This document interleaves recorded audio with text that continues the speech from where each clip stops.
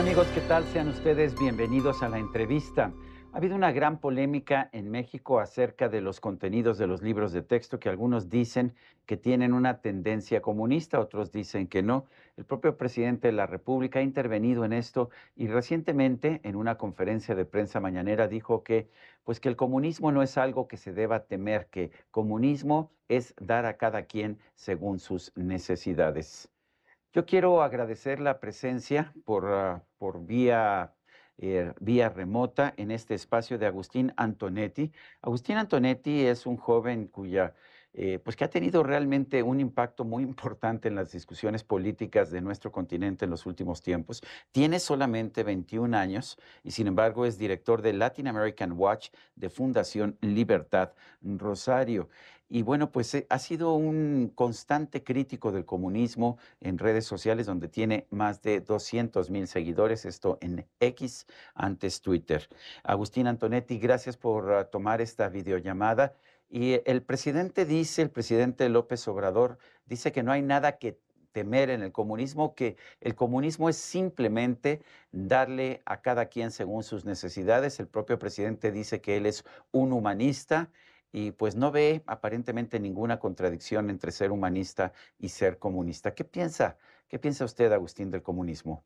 Bueno, la verdad que es terrible cuando escucho que hablan de humanismo y de comunismo, que López Obrador se define a él mismo como un humanista, sabiendo que dentro de su gobierno ha recibido a personas muy malas de América Latina, como es, por ejemplo, el dictador Nicolás Maduro. O sea, ¿qué tiene de humanista Nicolás Maduro que seguramente sea condenado pronto por crímenes de lesa humanidad? Primer dictador de la historia de América Latina que va a ser condenado probablemente por crímenes de lesa humanidad. Lo mismo vimos sus relaciones con Cuba, con Nicaragua. O sea, me cuesta mucho entender y un poco se me revuelve el estómago al escucharlo cuando habla de humanismo. Y más yo en mi caso que conozco en profundidad los temas de Cuba, de Venezuela, de Nicaragua, tengo amigos de mi propiedad que hoy están presos en una cárcel en Cuba, a chicos como Lester Alemán y Max Jerez, que estuvieron presos en Nicaragua y hace poco los dejaron. Las historias que uno ve son realmente terribles, historias de torturas, de separación de familias. Es realmente inexplicable y muy poco tiene que ver con humanismo. No sé dónde él encuentra el humanismo, tanto en estos regímenes como en los demás, donde él se ha pronunciado terriblemente ante esto. ¿Usted piensa que el comunismo es una teoría benevolente que solamente nos pide dar a cada quien según sus necesidades? Creo que es muy utópico, ¿no? Esto que él comenta, el dar a cada quien según sus necesidades. La verdad que no hemos visto nunca ninguna experiencia de comunismo en la historia. O sea, no solamente lo que tenemos nuestros propios ejemplos en América Latina, pero a lo largo de la historia a nivel mundial. Jamás ha pasado algo similar. Todo lo contrario, ¿no? Se han perdido cualquier tipo de cualidad humana ante estos regímenes. Han sido castigos, torturas, persecuciones, genocidios, y lo vemos, como te digo, acá en América Latina. ¿Cuáles necesidades? Hay necesidades, hay muchas en Cuba, por ejemplo. En Cuba hay muchas necesidades, hay gente que pasa hambre, que está en la miseria total, y jamás se le ha resarcido de alguna forma ese tipo de necesidades. Yo no sé dónde lo ve él este tipo de comentarios que hace, ¿no? Y hablando de necesidades, yo me imagino, tengo algunos amigos en La Habana, que si yo les muestro algunas de las fiestas de Juan López Obrador, creo que, no sé, ni siquiera imaginarse de cómo podrían llegar a cumplir algo similar. Así que me parece muy utópico y además un poco hipócrita de su parte, porque siempre habla de humanismo, de dar a quien lo que merece, o primero a los pobres, como él dice. Si vemos la historia con regímenes comunistas como el de Stalin en la Unión Soviética o el de Mao en China, vemos que los dos tuvieron decenas de millones de muertos por hambre cuando trataron de colectivizar las granjas privadas. ¿Cuáles son las lecciones que nos da esa historia? Bueno, eso es terrible porque si vemos, por ejemplo, el caso de Mao en China, hablamos de millones de personas muertas, o casos como la Unión Soviética, el Holodomor que ocurrió en Ucrania, millones de personas muriendo directamente de hambre. Ha sido experiencias muy terribles en la historia de la humanidad que realmente deben ser duramente condenadas. Y por eso a uno le hace mucho ruido cuando ve a personas como López Obrador, alguien tan importante como es presidente de México, hablar esto con tal liviandad.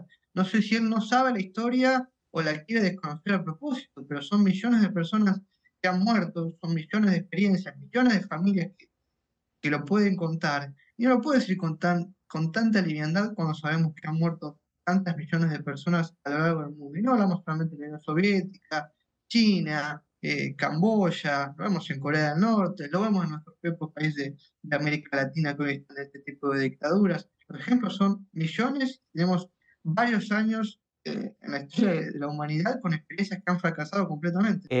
No solamente el presidente López Obrador, muchos activistas políticos latinoamericanos nos dicen que Fidel Castro fue un gran patriota en Cuba que defendió la dignidad de la isla de Cuba frente al imperialismo yanqui. ¿Qué visión tiene usted, Agustín?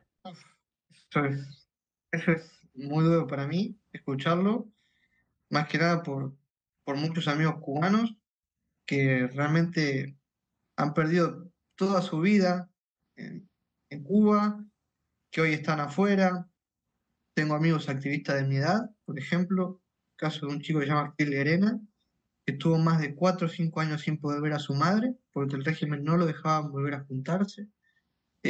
Historias como ahora mismo Luis Manuel Otero Alcántara, que está preso en una cárcel en Cuba, lo mismo Michael Osorgo. Eh, Son miles de familias que han sido completamente destruidas por ese régimen de Fidel Castro, asesinatos en masa, recordemos las ejecuciones. Uno no lo puede creer. No es hablarlo solamente con personas de afuera, o sea, es preguntarle a los propios cubanos. Lo más interesante de esto es que la mayoría de las personas que defienden a Fidel Castro, ninguno es cubano. La gran mayoría de los cubanos lo repudian profundamente. Obviamente, nunca lo vas a escuchar decir a alguien que esté dentro de la isla porque saben que el castigo es al instante. Son años de cárceles, torturas, pero es casi imposible encontrar un cubano que haga de Fidel Castro. La gran mayoría son tristemente personas de afuera que nunca han vivido en Cuba y que tienen esa poca simpatía a lo que han sufrido miles de personas. Hoy en día, 11 millones de personas en Cuba que prácticamente viven en un país cárcel. Agustín, ¿cómo se convirtió usted en un activista? Tiene apenas 21 años, sin embargo, tiene 200,000, más de 200,000 seguidores en Twitter. Yo mismo soy uno de esos seguidores, siempre me ha asombrado pues la puntualidad de sus comentarios, además el tipo de impacto que tienen con decenas de miles de vistas, pero además también de de comentarios, de likes por parte del público. ¿Cómo se convirtió usted en un activista a una edad tan joven? Bueno, en mi caso viene justamente con un viaje que hice a Cuba cuando era muy chico, tenía 15, 16 años, que fue un viaje normal que hice con mi madre, y ahí conocí a muchos chicos de mi propia edad y compartí la experiencia de cómo era vivir en Cuba. De hecho, también lo que era ver la diferencia de esa comparación entre lo que era vivir un joven en Argentina y lo que era vivir un joven en Cuba, ver el miedo un poco. También conocí muchas personas en ese momento cuando yo fui a Cuba, apenas arrancaba esto de la conexión a internet, daban unas tarjetitas de 1 hora para ingresar, era muy precario, ¿no? Y ahí conocí, hice muchos amigos, después pude intercambiar varios mails.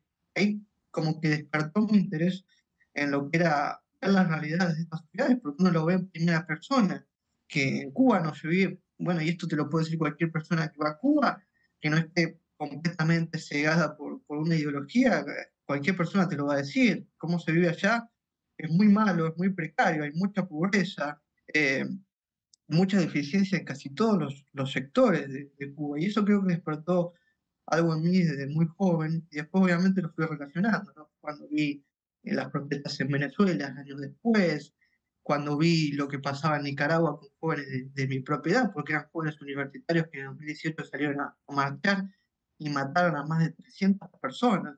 Eso fue por orden de Daniel Ortega. Creo que eso empezó a despertar mi interés, aunque creo que gran parte de mi crecimiento viene especialmente en dos lugares. En primer lugar, cuando a mí me amenazan del régimen cubano, cuando fueron las protestas de julio de 2021, el régimen saca un comunicado, me sacan algunas portadas incluso en el Grama, me dedican algunos canales, algunos programas en la televisión cubana, el único programa que ellos tienen de noticias en todo el país. Y después algunos comunicados que vienen justamente con esas protestas, porque el Foro de Sao Paulo me saca un comunicado y después eso también lo replica la Cancillería de Venezuela, en ese momento es Jorge Arraza, Diosdado Cabello también lo hace en su programa, y quien a mí me dedica una campaña de desprestigio es justamente Gerardo Nordero Hernández, que era el ex jefe de la red Avispa, que operaba en Estados Unidos, jefe de la red de inteligencia, y hoy él es actualmente el jefe de los comités de defensa de la revolución. Y después algunos sucesos con el presidente de México, López Obrador, cuando a mí me acusa de ser el creador, fundador de Atlas Network en su Mm. mañanera, una empresa que se ¿Qué edad creó. qué edad tendría usted para haber fundado Atlas Network, Agustín? Porque Bueno, recuerdo que lo dijo el Atlas presidente Network, López Obrador. ¿Atlas Network sí, lleva qué, 20, 30 años?